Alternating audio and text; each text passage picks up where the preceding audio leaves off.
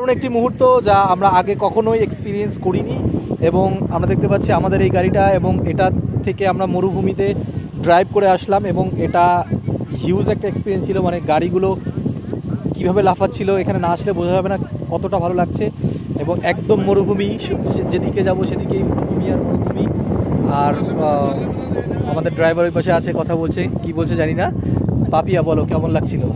আমার তো সামনে বসেছিলাম, আমার একটুও ভয় লাগেনি, কিন্তু ভয়ের মুহূর্ত ছিল অনেক। আর এখন সব স্কেটিং করছে।